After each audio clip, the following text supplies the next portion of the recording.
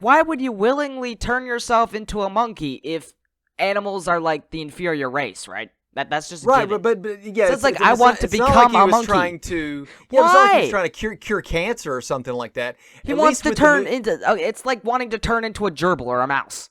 It's like, yeah, sure. Like, what's your plan here? We definitely will not get canceled by PETA, but I think you're a speciesist, and that's okay. What? I don't.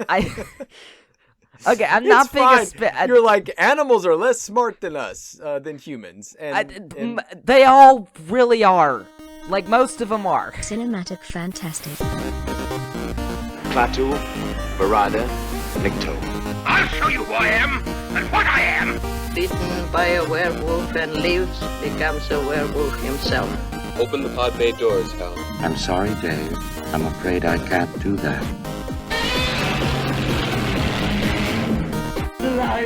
It's alive! It's alive!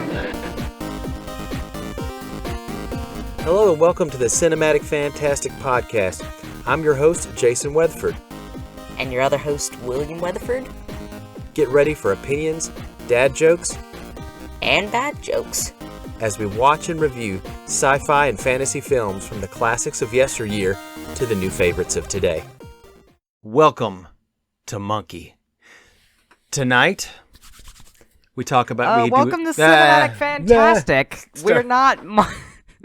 What the Cinematic Fantastic does not stand for monkey, nor does monkey stand for Cinematic Fantastic. Just to be clear. Right. This is episode 47 of Cinematic Fantastic. We're getting started like we always do, kooky and out of our minds a little bit. We're doing a doubleheader tonight. We're doing first time we've done this in a while. Yes. Well, yeah. Oh, yeah.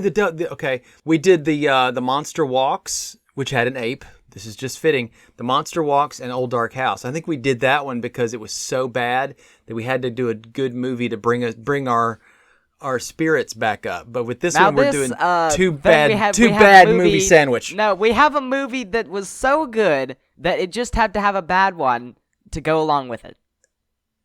Okay, I thought these were both bad, but I'm waiting to hear what you think. All right, so the first one is the ape. I'm being hyperbolic, obviously. Hyperbolic, yeah. The Ape Man and the Return of the Ape Man. Not the sequel. It's not the sequel. It's literally about an ape man's return to the modern era. Whatever. Anyway, both these movies, the thing they share is a connection with simian or early man-ish kind of stuff, meaning monkeys or apes, and Bela Lugosi. And these are both Monogram movies. I think that's their connection. I think this was Return of the Ape Man Bela Lugosi's last movie that he had in his deal. He had a deal with them, and he had like the last one. They did get Boris Karloff, Bela Lugosi, John Carradine, and George Zucco into Monogram Pictures, which is strange because they were also in very high budget pictures, and so you'd think like getting like why? Why would they do these low budget things? I don't. Who's like a Avril Lavigne? I guess the singer. It's like getting Avril Lavigne in your budget concert sale, and you get Avril whatever. You get Avril in there, and then it's like, what's she doing there? You got to pay big bucks to get big people. Yeah, that's right. That's it. Yeah. Well, the thing is, I don't know if this was just a thing. There's an actor in The Ape Man, Wallace Ford. We saw him in The Mummy's Tomb and The Mummy's Hand. He played Babe Jansen Hansen, whatever his name is. And he's been in some other really top tier A-level stuff. And then then they go do these things. Is it quick money? Because remember when we talked about that there were definitely money. Like Universal. We talked about how Universal Studios was phasing their monster movies into B pictures. Monogram Pictures, however, were not doing merely B pictures. They were doing absolute poverty budget C. Yeah, they were doing. Well, they were called Poverty Row for a reason because they were just cheapies. But I was just thinking some C-list celebrities to go along with your C-list movie, instead of A-list celebrities going along with your A-list with your C-list. When these actors signed a contract they didn't pull out of the contract. Because if you pull out of the contract, do you know what that looks like? That looks like you're just going to leave. You know, if you see the other big name like Warner Brothers and Universal. Yeah, companies are built on trusts. Thank you, and loyalty. And, well, trust funds as well. But trusts, and if you fail their trust, they're so big of a yacht that they're just like, they can't really go, whoa, hold up, right? They're like yachts, so they have to like manage everything. It's all crazy in order to get it as fast as they can, which is like a week's time at least. Gotta be. Yeah, and a lot of these actors, when they signed on to a studio, they signed on for multi-movie. Think about. It reminds me of like these Marvel actors signing up for the MCU through Disney Marvel. They'll sign up for like 9 movies and they'll do them all, except I think there was one actor where his character got killed off or something, or they never used it, and so I don't know if he got paid for all 9 things, but that's the reason why they were able to get I think Samuel L. Jackson in some other stuff that didn't necessarily need Nick Fury, but hey, it's Sam Jackson. Who has to need Nick Fury for him to be in a movie? Anyway, back to this. Remember a minute ago I said something about the quick turnaround time. Do you remember we talked about the ape was like, it was like 2 weeks and it was done? When sometimes it, I think these were like 3 weeks and it's done. Yeah. Like 20 days at most. And something like a Universal movie would be like a month, right? And it might take a month to do. Depending on how many shots and if it had special effects and they had to be recalled back in or whatever, had less stunts or something like that. But what if some of these movies took a week to do? I think, William Bodine, who did the Ape Man, he was known as One Shot Bodine. I say Bodine, like, it's Budine. I don't know. It's French looking. Anyway, the point is he'd be like, all right, now go, cut, print, next scene. And it's like, you don't want another shot? You don't want another shot? No, you want another take? And he's like, no, it was great. Yeah, but I bet you're all wondering about this very story we are discussing here. And let's begin with that. You'll start with, I think it's the Golden Tribune or Gold Tribune are investigating into the supposed murder or death of a Dr. Brewster. It's a disappearance. Yeah, okay. When I watched this movie, I was thinking about Brewster and Dexter. I was thinking about... Are you going to mention Chuggington? Chuggington. Yes. Chuggington. Why did they have to keep naming dudes after my favorite Chuggington? Well, I don't Brewster, know how... Wait, who was Brewster? Brewster was is in, the main Chuggington character, though. It's like there's him, there's the red one, and the green one. So, it's hard to call him a favorite. We had the Brewster connection because of Son of Dracula, remind us of that. And Dexter, I was saying, when I was writing down the plot for the second movie, which has Professor Dexter, I was writing down Dexter's Laboratory so many times that I was just kind of like... Oh, yeah, the assistant... Yeah, I was chuckling to myself. We've got a group of journalists, and they're all standing around in a straight line, and they're watching the docs. They're waiting for this famous ghost hunter, Agatha Brewster, played by Minerva Uricall, to return from Europe. So she gets off the boat, and she's met by Dr. George Randall, played by Henry Hall, who was a colleague of her brother, Dr. James Brewster, played by Bela Lugosi. He's mysteriously disappeared, according to the press. As you watch this movie, you notice, we'll talk about it at the end, I think. We'll probably wait till the end to talk about him. There's a character only known in the cast list as Zippo, played by Ralph Littlefield. And he pops his head in and goes, that would make a really good story. You should really, and even when somebody goes and kind of gives up following up on the story beat, he says, you should go over there and talk.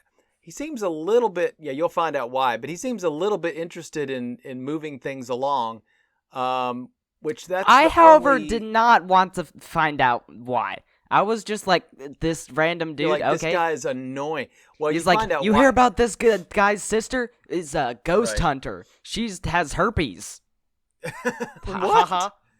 They didn't say that she had herpes. Yeah, she literally walks in and he says, that's her over there, the one with the herpes, and then walks away. That is what he said. I don't think so. That is what he said. Hairpiece? No. The hairpiece. Herpes. That is what he said. That is what I said. You know what? I think we're having the ape disease because last time we watched Look, the ape, I looked up the subtitles. We went insane. I looked up the subtitles. Yeah, but I don't think that's right. You got to go to Scripps, the Scripps website and look that up. There was none. Website. There was none. Anyways, I'm loving the joke. I'm not ruining it. I just don't believe you. But okay. Okay. So middle-aged wannabe comedian journalist Jeff B. Carter, who thinks he's hilarious, played by Wallace Ford. He smells a story in this mystery, but probably because he's being prodded by Zippo. He gets assigned a beautiful lady photographer, Billy Mason. Of course, he thinks it's a dude at the beginning, so he's wrong. Played by Louise Curry. And she's a spitfire. but this she's is like that's after we find out when they flash back to the house that Bella Lugosi's not actually dead. The news story was a cover-up from having become Monkey. Right. They obviously can't say this guy has become Monkey. They don't know that. The Henry Hall knows that. Nobody knows that. Henry Hall knows it, and I think Minerva Uricale knows it. But yeah, they're spreading that he's dead so that they don't have to deal with the horrific thing that he's done to himself. Right, and that they don't know he's going to do something horrific to other people too. So, like seriously, my first thought was like, why would you willingly turn yourself into a monkey if animals are like the inferior race, right? That's just right, given. but yeah, so it's like I want to become a monkey. Trying to, why? It was like he was trying to cure cancer or something like that. He wants to turn into. It's like wanting to turn into a gerbil or a mouse. It's like, yeah, sure. Okay, do you remember the ape? Is that an advancement in society and intelligence the intelligence of humanity? Let's talk about the why. Let's talk about the why. Are we gonna Planet of the Apes this thing? Like, what's your plan here? Let me talk about the why. Do you remember the ape with Boris Karloff? He was doing some things with spinal fluid because he wanted to help that girl that couldn't walk. So he had I think. And he wants spinal fluid so that he can walk upright. That is. Right. When honestly all he had to do was have a cane and a nice shave. And maybe a little trim around the sides. The big ears, people have big ears, no big deal. But at the beginning of the scene where he's in the cage with this gorilla. Why? Yeah, is he feels so monkey-like? He wants to hang out with monkey people. There's just this gorilla hanging about that he does employ later for use, I guess, but is also like angry at this gorilla. They have like some sort of relationship issues, I guess. He'll hang out with the gorilla in the cage, like live with it. But he also shows dominance against the gorilla.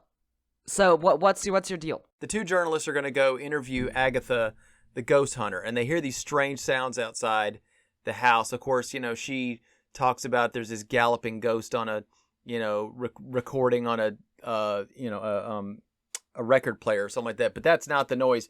By the way, they did make the airplanes joke before airplanes because he's calling the chieftain and he's like, "Okay, Chiefy." He says, "Don't call me Chiefy." He Sure, says, okay, yeah, Chiefy. Shirley. Don't call me Shirley. Yeah, and don't call me Shirley.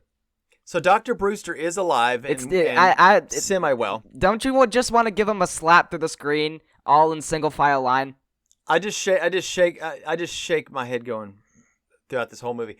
Well, at least there's something happening at this point, because toward the end it gets really boring. We'll talk about that in a minute. So repetitive. Dr. Brewster is alive and well. He's in the basement lab of the mansion. One of his experiments has gone horribly wrong. He injected himself with the spinal fluid of an ape, but instead of just improving physical strength, it turned him into a half man, half ape. Why? I think William doesn't know why. I don't either. Yeah, it's like, why turn yourself into like a rabbit? Like a little like rabbit or something, and it's like, okay, that it has less intelligence, so this is like Morbius stats. but with monkeys. This is like Monkeys. This is like Morbius like with monkeys. Yeah, that's not what a druid wants to do in D&D, is turn into something with less stats without a good reason. But in Morbius, unless you're gonna sneak somewhere, that's it. He gets bitten by all these vampire bats to try to heal his own body. Bats are kind of cool. Yeah, bats are stupid. No, bats are cool. He got powers out of this, though. Morbius can fly. It's Morbid time. Most animals are like, inherently dumber than humans. They have like less priorities, and Well- they obviously can't like write and create art and stuff. And we definitely will not get canceled by PETA, but I think you're a speciesist, and that's okay. What? I don't. Okay, I'm not being fine. You're like, animals are less smart than us, than humans, and they all what about- really are. blue most whales, of them are. blue whales, That's a given. chimpanzees, dolphins. That's a given. I chimpanzees mean, and there are dolphins. some intelligent animals, but none compared to humans. None yet compared to humans. I will. That's true. I'm not being a speciesist. We did. That's just a given fact. We invented Bitcoin, but you know that some monkey species will actually use, there are thousands of bacteria out there. You're gonna if you call those bacteria. There's monkeys out there that use nutshells or little fruit or bits. I bet as, someone at currency. PETA is someone like at Bitcoin. PETA, some CEO at PETA still thinks that mosquitoes and ants are annoying. And why do they exist? Why not get rid of them? They'll slap them, but they're not cute. You see, pigs Why are cute. why did they come onto the earth? Let's not get ourselves canceled for that. So, nothing else that Dr. Brewster has tried will reverse the process. But he's convinced that injections of human spinal fluid will reverse the process. But his science partner, Dr. Randall, refuses. He's like, I won't, do murder. Of course, which is funny because the second character that in the next movie that that Bela Lugosi plays, he goes, murder, such a bad word. Yeah, comparatively his don't say wife. murder. Comparatively, his wife is actually he's casually, dropping that he needs human spinal fluid to solve his turmoils. That's his sister. Still, if I were his sister, I would be just. If my brother said I need human spinal fluid, I would be. You're like, I've got some right disgusted. here, and there would be poison in it. I would be instantly disgusted and shocked. I would be like, "What on earth are you talking about? Human spinal fluid?" Right. It's disgusting. Along your spine. What even is that? That's not like the spinal column. Bone marrow or something. It's just the juice that goes around your spine to keep it cushioned. There's nothing. Yeah, I'm good after seeing that the Magic School Bus episode where they were talking about muscle atrophies by exercise, and that it started juicing up when it got exhausted, and it's like them having to suck up the juice on the surface of the muscles. It's just, I'm good on that. I'm good on that. Just yeah. Why is his sister okay with all this? I don't think she's completely okay with this at all. Maybe she is. I don't know. So, Brewster is really mad he's a mad scientist, so he's mad at the prospect of being doomed to be an ape man. So he takes real gorilla to Dr. Randall's home office and has it kill his butler. After the butler's murdered, the only clue is a fistful of ape-like hair. I guess the butler had grabbed the things that assemble for them to figure out that all that's happening is weird. First of all, they got invited to the home, right? And apparently ghosts are recordable on tape, so she's like, "Oh, I'll let you hear it." But the thing is, this conversation started because they were like, "Oh, we heard sounds outside the house, which were ape sounds." And I was like, "Are they going to have to?" Because Bela Lugosi has this camera, right? And it's like, would he have to indicate to Bella to incite the gorilla to make gorilla noises so that they go, "Oh, it's recorded." He calls it his television. It's like, wow, okay. Yeah, televisor. Actually, furthermore, this makes them walk outside of the basement because of their talking. And I'm like, don't you have cameras? You can hear them talking, right? You don't have to go outside to investigate. Why not keep watching the cameras? You can get answers from your sister afterwards. After they leave. But this was for them to photobomb the picture that they took of her for their report, so they know that he exists. It's got him in the background, and they're like, it looks like a gorilla. He does not look like a gorilla. Also, while he's abusing this ape thing, while he's throwing chemicals at the ape, he's trying to catch the chemicals with the bowl. The ape is trying to catch the chemical with the bowl. He picks up the bowl. As if to I didn't. He was I was also like, what is is that? Angry. I don't know. So based on the photos and the ape sounds, and that there's somehow he managed to grab a tuft of hair. They're like, oh, the ape was It's animal related hair, yeah, or to something, yeah. Dr. Brewster. And it's like, how do Maybe. you connect it No, to well- Dr. Brewster? No, the journalist kind of does because he goes, ape, huh? I heard an ape outside, Yeah, how do you know it's an ape? How do you know it's an ape? How do you know that the hair is an ape? Especially without Zippo telling you, telling the journalist. Or the no, rather, exposition. like, He didn't tell him it anything. was in the barely. paper, but, like, did the hair he get spies mentioned on- in the paper? Did you see Zippo, like the Zippo guy, and he keeps spying in on them? Like he's constantly breaking the fourth wall. He's like Deadpool meets the God character or something. So anyway, I didn't know. He's not breaking the fourth wall. He's just being suspicious. no, well he does at the end. Okay, You just spoiled the So- twist for our viewers. Yes, That's what you've fine. done. So I should be killed and my spinal fluid removed. So Brewster and Agatha force Dr. Randall to give Brewster the serum injection. It works. He's able to stand up a little bit more erect when he could have probably had a special harness that would have helped him with that. Also, you have to kill somebody to do that. Also, another thing is when he walks in, he's talking with his sister, and he's like, he's letting on some of the information he knows, and he's like, as he's walking away, she goes, "Clever boy," or something like that. And it's like, if wouldn't you be worried about him knowing too much about things? Why not, like, use him for spinal fluid or something? Go capture him. Like, if like, the sister can go, he knows too much. Go get his spinal fluid, if you need it that much. No, the sister I don't think is like trying to hunt down. Dr. Brewster wants to hunt down she's people. plenty and take okay it. with She's helping her brother getting she's human helping, spinal fluid and kind of. murdering people. Well, in she's order okay to do, with it, in but order she's to not. do She's so. not murdering for him. I mean, the gorilla's the helper, but I think he's. Well, kinda no, scared of she reports Bella. to him, and then they go deal with that. Would be the yeah, thing. but she doesn't go. Or like, he kill- notices, she he doesn't notices. kill people. Well, no. She doesn't kill people for him, but she's kind of like, and she feels sorry for him. I think it's not that she's as villainous as he is, but she just. There's a lot of plot holes to she's this okay with it. movie. Oh, there's tons. You could drive a car through them. Yeah. He needs more of the fluid, the spinal fluid, because the effects are only temporary. So Brewster and the gorilla go on a killing spree. Mr. Odd character Zippo goes, "Hey, don't go down that. Go down this way." Like he even puts his fingers in the plot and saves a victim. I'm like, what? So Brewster eventually has enough spinal fluid for a lot of injections, but Randall's like, I'm not. Well, helping that's you because out. he gets Dr. Randall. No, not yet. No. Randall says, no, I'm not going to help. And he smashes the jar of it. And so in a rage, Brewster then breaks Randall's neck. Yeah, he also decides to take out his sister as well because she doesn't like that he's forcing Dr. Randall to. Well, soon. Well, because Dr. Randall's like, I'm not going to kill because murder is bad. And she's like, you're right, murder is bad. Why force him to do these things? Right? And it's like, was she on his side? I mean, she was definitely she like, feels for him in she his wasn't situation. worried about She's anything scared she of was it. doing.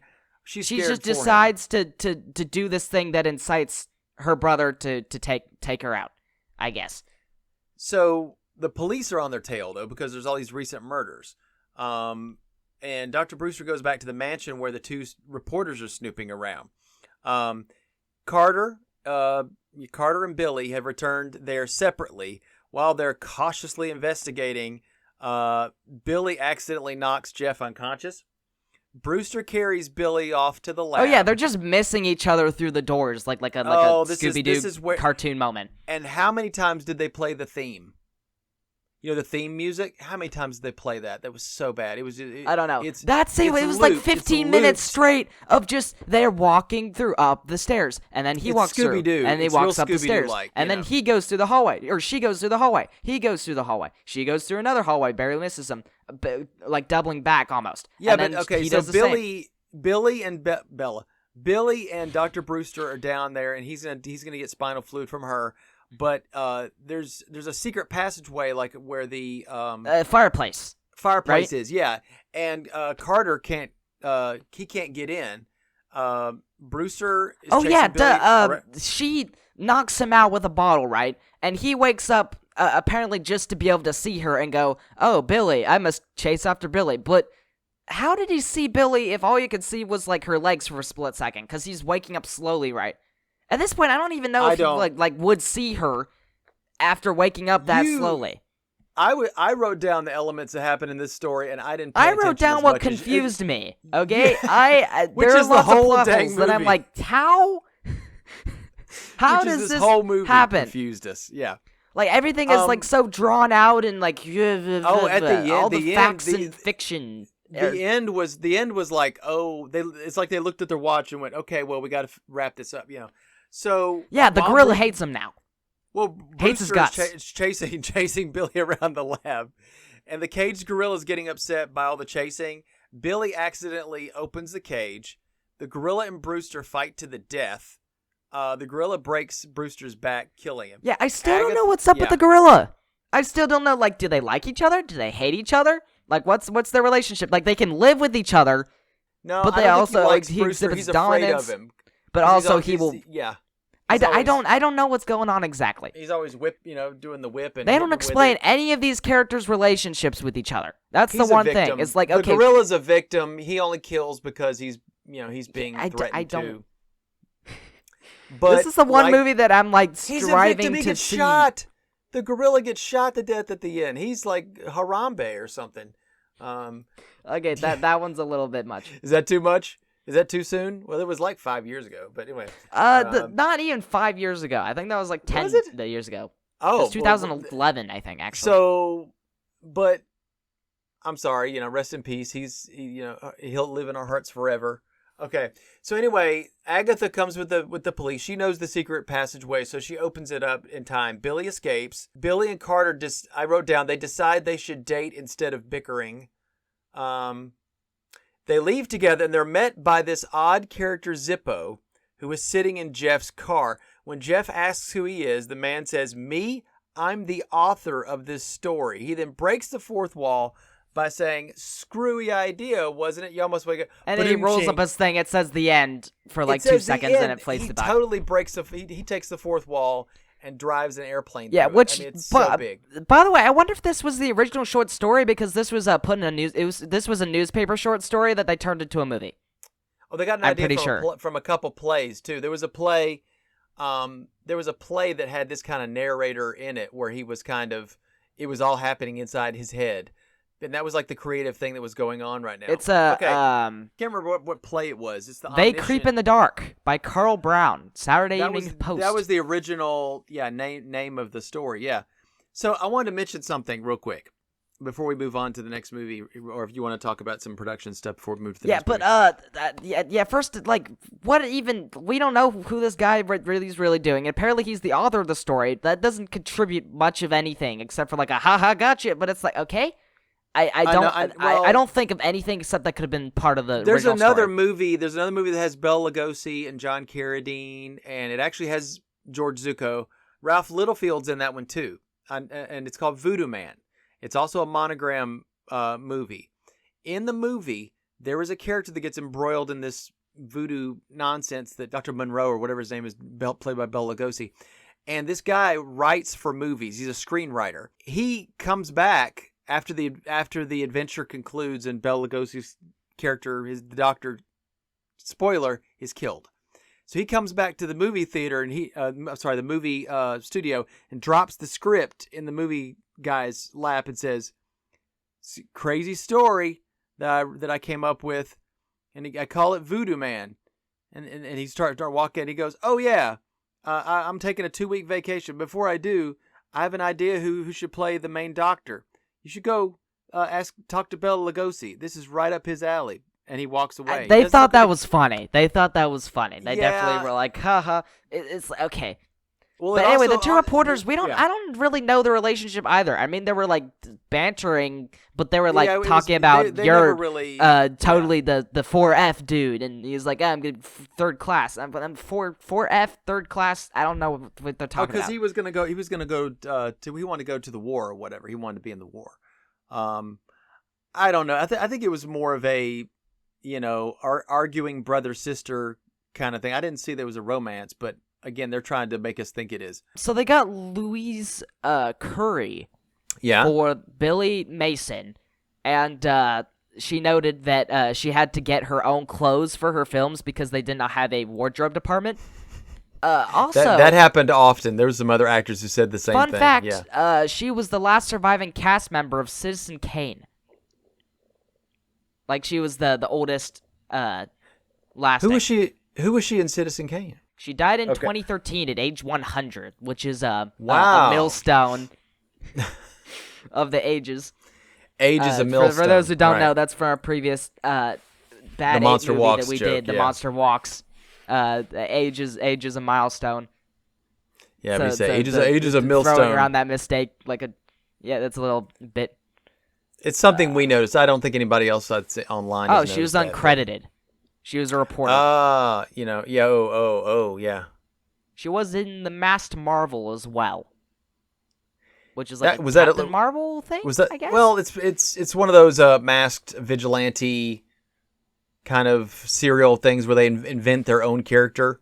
But there were so many characters back in the 30s and 40s with those names that like the Masked Marvel or Captain Crimson or these weird names. They're characters that would like show they never caught on. I mean, not like the Human Torch and some of those Captain America, those early kind of characters. Yeah. A lot of people were talking about, in the review side of things, the reception side of things, people were talking about this movie was funny for reasons that weren't in the script. Like, the script isn't funny, the movie isn't trying to be funny, but It's it is unintentional. funny. It's what we call unintentionally funny. Like, it's so dumb, it's funny, but it's taking itself very seriously. Like, this is really, thrilling stuff, and you're just laughing, at Yeah, one guy called I was the, bored partially, makeup though. horrible. Yeah. Also, I will say the gorilla suit is especially just very boxy chest. It's very obvious that it's a suit Yeah. because the chest is I literally liked- square. I liked the gorilla in Bela Lugosi Meets a Brooklyn Gorilla. I liked that one a little bit better. I don't think that was a monogram gorilla, but I'm not sure. Yeah, but just this whole plot and characters it's all popsicle sticks. It's like a popsicle stick house. It's a house of cards that are knocked over, but I'm saying popsicle sticks because it's not fancy. It's got a super simple script that the plot elements Yeah, you've it's seen a entertainment. million times. Yeah. It's entertainment, but it's just one gentle wind blow is all you need to go, okay, there's nothing to this. I tried to give this one a chance, and the only thing I found even slightly interesting was that... I mean, there was a lot of tell not show with this... yeah. There was a lot of tell not show with this movie, but I feel like there was a lot that they didn't tell. It's easy. it's It's cheaper. Telling is cheaper. If they tell you... we know yeah. that this sister is a ghost hunter, which is interesting, but then it's like, what is her relationship with... What is the relationship to everyone else? Do they not like each other? Do they like each other? What don't they like about each other? What's these aren't humans per se. Well, look, they're not three-dimensional. They're very... A lot of these Poverty Row movies are like, we have a concept, we have a bare-bones popsicle stick concept, and let's just attach names to it and go. We've got stock footage, we've got some sets that we're going to reuse for multiple things. William Bodine is like, I just want one take only. He's got, if you have like a week to do this, you can't really sit there, Wallace Ford can't really come to you and say, I was in the Mummy's Hand and the Mummy's Tomb, and they gave my characters a little bit more to chew on and they're like, we don't care, do your job. It's just and you're trying to get a paycheck, and you could be done with the movie in a week, and you could do another monogram movie in two weeks and get paid again. So, I don't know. It's kind of like doing short-term temp work, You could, do a okay job. You can kind of phone it in and just get her done. Move on to the next movie. Yeah, speaking of the next movie. Speaking of the next movie, this movie which opens it's just not the like sequel. Five Nights at Freddy's. Interestingly enough. I didn't know that. Well, But the game, not the movie. Literally, it starts out with a single shot of a newspaper, with the picture in it. Although it's missing a lot of the lorem ipsum. They don't do that. I'll tell you, this movie is not the sequel to the Ape Man. This is not the return of the Ape Man that we saw in the first movie. This is a completely different story. It's connective tissue that has. There's a homeless guy.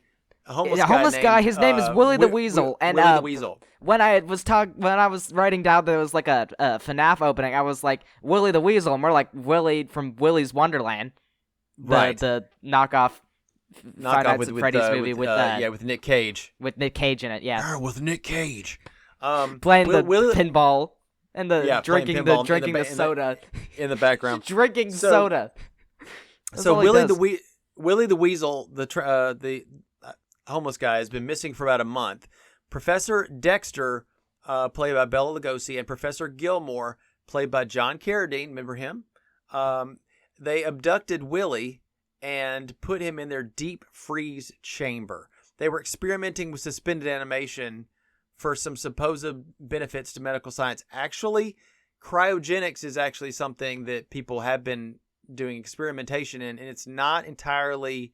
I don't think you could really freeze somebody and unfreeze them 1,000 years in the future. In the Ape Man, you're questioning what is the point of injecting yourself with ape spinal fluid. You're like, what does that do for science? But with this, you actually can.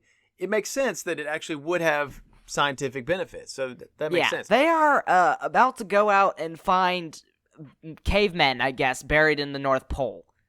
Well, the reason why is because Dexter is like, this is a good test, but I want to do, a test where somebody has been, in the ice for thousands of years. And he's like, yeah, but and Professor Gilmore's like, yeah, it's too bad we don't have one of those. And he goes, but I have a plan to go get one. Yeah, don't we all want to see what secrets are held within miles of solid matter? Well, I always have, actually. If Ice Age is to be believed, there's like a UFO floating in there with a woolly mammoth. And a whole dinosaur. And there's or the little dude, the little scrat, the little dude with that's trying to reach out for the acorn and gets frozen. Yeah, that's what they're gonna find. Yeah, so I always have, actually. Like, I've always wondered, like, we talk about, like, the Mariana Trench being like the deepest thing, but it's like, what's the deepest cave not out of water? And like, the Vrovkina cave, the Lampershofen, the Kolitz super deep borehole was one that was man-made. Is that the Russian one that they like? Yeah, a lot of the stuff like I look up on this stuff is like in northwestern Eurasia, and then it's like I always like wonder about what are the deepest that we've gone on Earth. I also wonder about like the deepest earthquake fissures, like how deep has an earthquake fissure happened? Like how deep has an earthquake gone?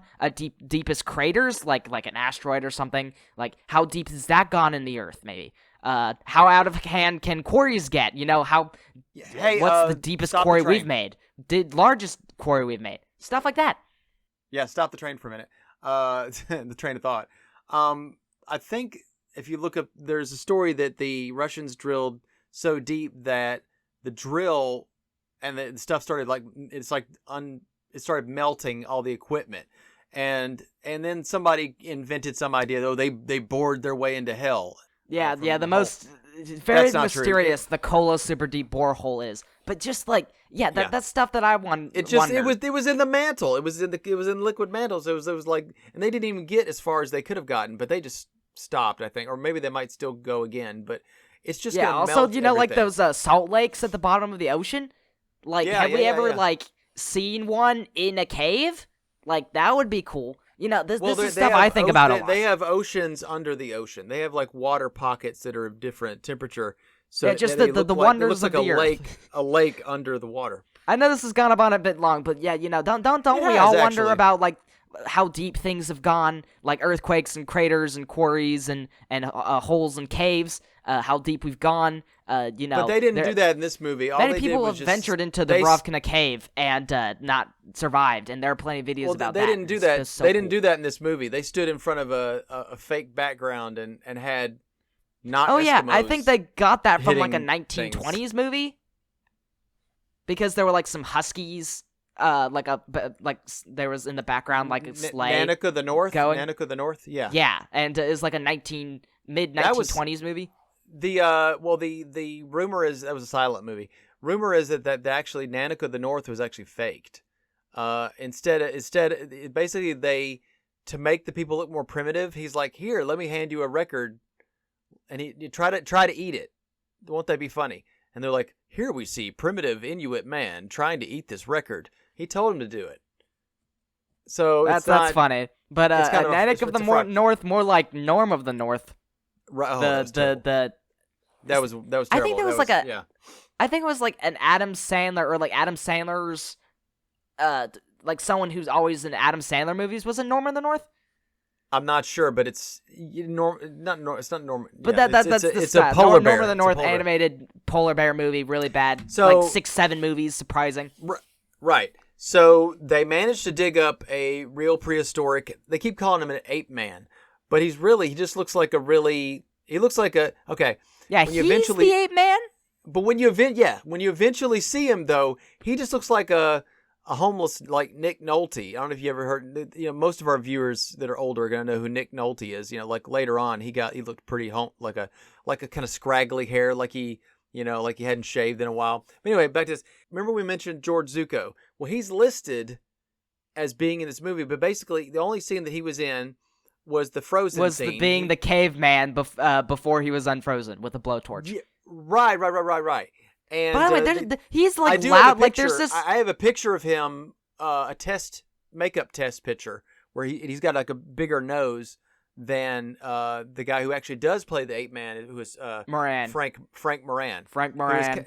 Frank Moran is kind of this. He look without the makeup and all that kind of stuff. He looks kind of like a burly kind of boxer kind of guy, which actually that's what you need for this kind of role because he's kind of muscular and. There's this like loud blowtorch. By the way, they're having like a party upstairs while he's in the basement doing this, and it's like Professor Dexter wants to stay in Dexter's laboratory and just Did you mention his name was Dexter Mum? His name is Dr. Dexter Mum. I didn't know what his last name was. Just take that in. His last name is Mom, and he's like the greatest discovery, Nobel Prize for discovering caveman and a 1,000-year-old caveman and a fissure by Dr. Dexter Mum. And that's gonna go down in history. I don't know. I'd have to look that up again. But yeah, everyone's partying upstairs, and they're having a loud blowtorch. He actually gets up and he starts like banging around everything when they go capture him. Well, Dexter is down there, but Professor Gilmore went upstairs because it's kind of a lot of his family members are there. Okay, so but I was like, surely they're gonna harbor an ape man like banging around in the cage. jail cell while there's in the cage while there's a party upstairs. Like I'm like, won't they hear him? And they'll be like murmuring. Well, Dexter is upset that the ape man is too primitive, and he doesn't have the faculty of speech. So I guess the banging won't worry anyone upstairs because he can't tell. No, they don't hear it, and he can't because tell everyone's us, stupid. He can't tell us what life was like during his life because he can't talk. So he's like, "What's the solution? Transplant half a modern brain into the head of the ape man guy." Just like Ghost of Frankenstein, AKA Captain Caveman. I'm gonna call him Captain Caveman. You don't know you know who Captain Caveman is from Hanna-Barbera? No, I don't.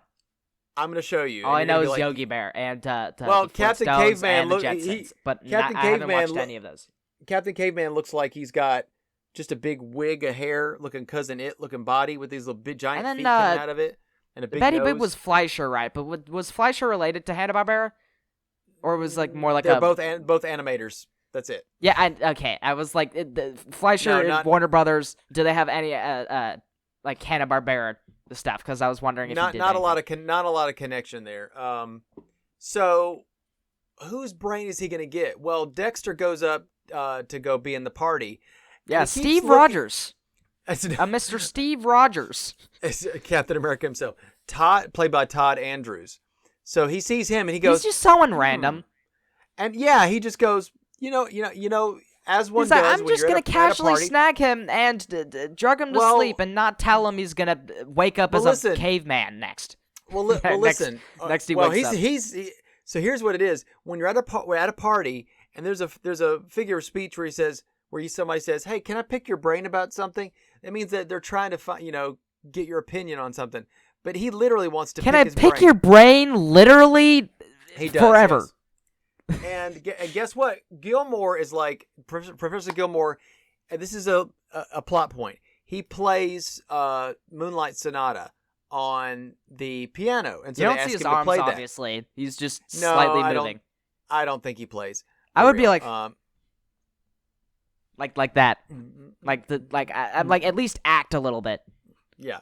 Like most people playing the So- piano will at least like their shoulders will move a little bit, and like There's they'll some be actors swaying slightly. that probably taught themselves how to do all that. Like there's some actors who didn't know how to play an instrument, and they taught themselves how to play it to at least look like they're playing it. They may not hit the right notes, but they get overdubbed, and it at least looks realistic. So Or just learn how to play the piano. Honestly, right. like no one knows how to play piano these days. Just No, they it's a don't. good skill. Take those music lessons and improve your life. Even if it doesn't like exactly make sense, like get joy in improvement. And this has been you Daily can- Affirmations with Cinematic Fantastic. Well, or those ads where they tell you can play like 4 notes and you play them in different ways. Yeah, and you can that's play- impossible. You can't learn like what those apps tell you in the ads. Those are completely There's tons of untrue. pop. Look, most of those songs are pop songs, and pop songs. Yeah, I would are- recommend a They different are regimen. built off of the 4 chords. I'm Yeah, serious. move at your own pace, and Yeah. like just improvement, taking initiative to improve your own life by gaining skills is worth it in and of itself, even if it's not like a grand like anything. Like Right. learning a language is like 10, 15 years. It's impossible. It's so many words in a vocabulary that you're not gonna know an entire language. You're not gonna complete that journey. But starting that journey is worth it. Anyway, As you daily can see- affirmations. with Cinematic as you Fantastic. can see, as you can see, William is making sense, unlike this plot. And what? Yeah, doesn't make the next thing that he does is to capture Professor Dr. Gilmore. No, not yet. Professor Gilmore comes down there and he says, "What?" He pulls a gun on him and get a gun on him. And he goes, "You're literally about to cut open the brain of my niece's boyfriend. Yeah, I care about him. you Don't bet- do that." And You so better he's like, wake him "Ugh." up." No, he's like, "We are done. We are through. We're no longer partners. This is ridiculous." Yeah, and this is where he goes, "I'm going to capture him with electricity because he really charged me up, I guess." Well, yeah, he thinks of It's like a that way behaved like to- not being, I guess, sadistic and necessary for science is utterly revolting to him, and so he decides to do that trap. I see what you did there. So he devises You see what this, I did there. the electrical trap stunner, and he does use it on Professor Gilmore in a later scene. He cuts open Gilmore's brain and takes some of his brain, puts it in the Ape Man, but he still can't fully talk. So it's By the way, the he is like using like a lighter to like use fire against the caveman, and I was like, how does a caveman not know what fire is? Like, has he not ever made like campfires for warm nights or witnessed a forest fire occasionally? Why or would he like is even it Fra- attempted it's- to no, stare it's at the sun Frankenstein for rules. curiosity? It's Frankenstein rules. It's got to be. Yeah, 'cause it's Frankenstein like was afraid he of doesn't fire. know anything about fire, so fire is scary. It's like yeah, sure, but bad. fire Fire is useful, right? You can make it, I don't get it either. so you have control over it. It wouldn't be like a surprise to you. The Ape Man escapes and runs amok in town. Meanwhile, Professor Gilmore's niece, Anne, and Steve, okay, they are noticing that the uncle is suspiciously absent, and they go call the police. The Monogram Keystone cops investigate exactly one room in Professor Dexter's house, and they're just about to leave. And Steve goes, "Maybe you ought to check the lab too." So they said, "Well, we might as well look in there, seeing as how we're here anyway." In the meantime, the ape, let's call him Ape Man. Yeah, he went off and killed a woman, right? He set phasers to kill. As his first thing that he did when he walked out into the real life. Then he walks up into, like, sneak around, like, well, up he's on playing this the piano. pillars. He's playing the piano. And he goes to play the piano. He's got Gilmore's brain in his head. He's playing the Moonlight Sonata. And then they go up to see that, and then he has walked down to the other room. He walks into the lady at the mirror, right? That's Professor Gilmore's wife. Gilmore's wife. Yes, he kills her, which is another thing. Like, literally, like, the only thing he can do is kill. Captain Caveman jumps out the window and goes down the trellis, and he's probably outside. Well, yeah, he's outside. The boyfriend goes, "Well, he's outside. Let me go chase him." So goes out there. Caveman ambushes the boyfriend, knocks him out. Then the caveman ends up back at Dexter's laboratory and tells Dexter that the caveman killed, that he killed Mrs. Gilmore. The cops get called back to the Gilmores and they investigate. It's a lot of back and forth. They notice that the markings on Gilmore's neck is the same as some of the other killings that were happening around town. Which is something you can tell, I guess, without DNA testing. Well, of course they can. Because that didn't exist in 1940s. No, it didn't. They go outside to investigate, and they find Steve Rogers, not Captain America, the boyfriend in the bushes, knocked out. He suspects Dexter has something to do with this, and he leads the police back over to the lab. Back at the lab, Dexter takes the caveman and puts him in the cage, and he closes a sliding wall to cover it up. Dexter's very cooperative when they come over. He's like, "Oh yeah, look around everywhere you want." They look around, including the laboratory, and there's banging behind the wall, and Dexter's like, "Oh, that's coming from outside or something." No, it gets worse, and then the caveman does a Kool-Aid Man and busts through the wall. The cops shoot him 3 or 4 times to no... bullets don't pierce the skin of somebody if they're from... Did we have power? Wait, isn't this where Bela Lugosi goes down and he's like, the only way you can defeat him is fire? Yes, like that? Dexter admits to everything and says you have to kill him. But yeah, kill him with fire. Kill him with fire. Yeah, kill it with fire is the only way to be sure. So the set caveman phasers to kill. Set the phasers to kill. The caveman goes back over to the Gilmore's house and finds the niece Anne, and he this is a part that's kind of drawn out. This is the part where I kind of lost me. I was like, come on, man. He absconds with her limp, fainted form draped over his shoulder.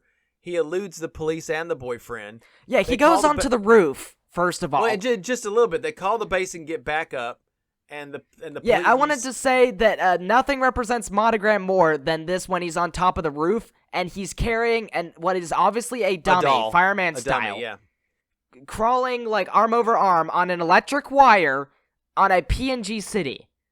The background is flat. He's hanging on the... I was getting Batman 1943 vibes. When Batman is, going along that wire and the guy comes... Yeah, but that at least was filmed on a location. This was like the sky is a picture. I don't think either one was on location. And his wife is a dummy. Yeah. Nothing represents Monogram more than that completely skimping out on that.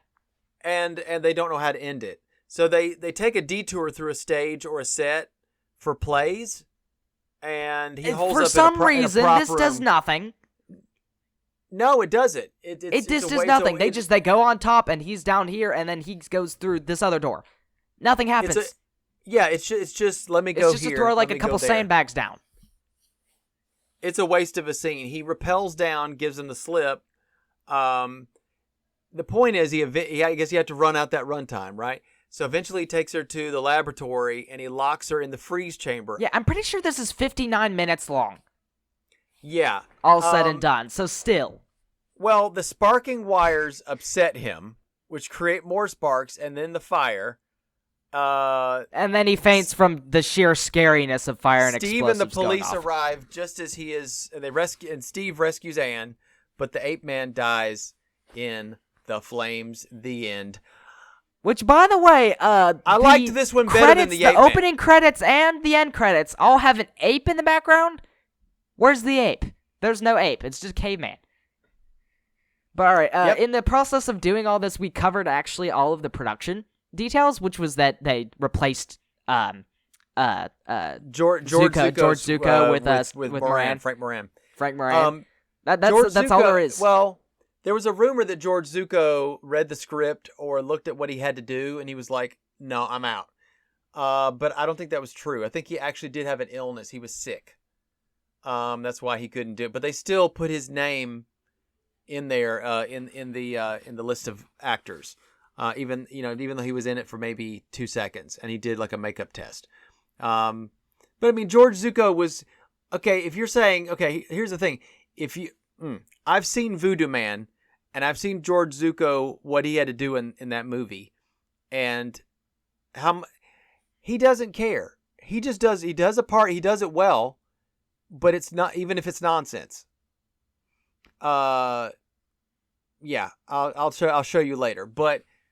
The fact that he would be like, "Oh, this is beneath me, I'm out," so then Voodoo Man would have definitely been beneath him, and he would have quit, but he didn't quit that. So it had to be that. So the theory that he just left because it was dumb is just kind of something somebody invented later. But I think he left because illness. Sometimes the simplest explanation is the truest one. But yeah, there's not a lot of details about this unless Carradine and Lugosi and Zucco and they were in some other Monogram movies too. So they had a group of actors that they would pull in for this. That's it. That's all I know about this movie. Which one? Okay, tell me what's your honest opinion about both these movies. I know which one I liked better, but yeah, first movie is absolute popsicle sticks. This one is it's literally just a caveman is awoken. And they deal with him. That's the whole plot, right? I was thinking when I heard like half a brain, I was like, it might be interesting to have like a movie where like you have like a Two-Face sort of thing, where you have this character with this rational side, and the other has a caveman side. I mean, I bet that's been done before a little bit, but like a whole movie about that would be great. Like comedy scenes about like, you have their interactions, like they both have great interactions. I do like the possession trope in movies. I feel like that's like it has a lot of potential to that. I really like it, especially like where you put somebody's brain in somebody else's brain. I've read Animorphs, and the 5th book is got to be one of my favorites because it has the possession thing where like an alien possesses the main character, and it brings you down to your lowest. There's comedy to be said about it. I love it. I really love it, honestly. I have a movie. It's called Altered States, and this movie is about peyote and hallucinogenic drugs, taking them and expanding your mind, but you get in a sensory deprivation chamber where all your senses are deprived, but you take these drugs. And you go inside of your own mind, inside of yourself, and you go backwards. You described like a movie where they were like showing like beautiful scenes of deer as like the last thing that someone would see or something. Oh, that was Soylent Green. Yeah, we got to see that at some point. But no. In this, what it is he's experimenting with this, and he goes backwards in his own evolution. And turns into an early man. He busts out of the deprivation chamber, and he's running around the city, and he wakes up in a zoo. Like almost like an instinctual, like impulsive spirit let loose. Yes, yeah. He basically turns into a caveman. But when he comes back to normal, there's another scene later where he takes it and he evolves himself into almost an alien, shape-shifting, evolving, cosmic being, and he eventually turns back into the primordial soup. Go figure. Yeah, it's trippy. The whole movie is really trippy and weird. Yeah, but I think that like something like about that could have been like a great idea for a movie that I don't think we see that often. Well, I don't know how many movies do that. You remember 1931, Dr. Jekyll and Mr. Hyde? That one, they based the appearance of Mr. Hyde off of kind of this more simian kind of appearance, and he did look like, what people used to think that early man looked like, which that didn't look like anything like that. Yeah, but I'm not talking about like a Jekyll and Hyde. I'm talking about like there's two sides, like just in there, right? Right. Sort of like that that one Pixar short where the brain is fighting against the heart. The heart is wanting to go out and dance to this music, and the brain wants to go back to work. Anyway, we've been on here far enough. Those were some 2 ape movies, non-tangentially related to each other, and are definitely an interesting time. Are we back on the Universal train next? Might be. Are we House of Dracula? Oh, thank goodness. I don't know. The last true Universal movie. Yeah. That is Abbott Costello. It'll be exciting when you join us for another hot episode of Cinematic Fantastic. Yeah, don't monkey around. What kind of a line is that to end it off? I wanted to do so many ape lines in this movie. I'm sorry. Thinking about that all morning, like in the shower, like at 4:30 p.m. or a.m. Like 3 a.m. shower. You're like, don't be an ape. That's how we're gonna end this one. I wanted to fit so many monkey lines in this episode. It's not even funny. I've been holding back, and I guess it just came out. I'm sorry. All right, well, let's go bananas and then return for another exciting podcast episode. Stay tuned.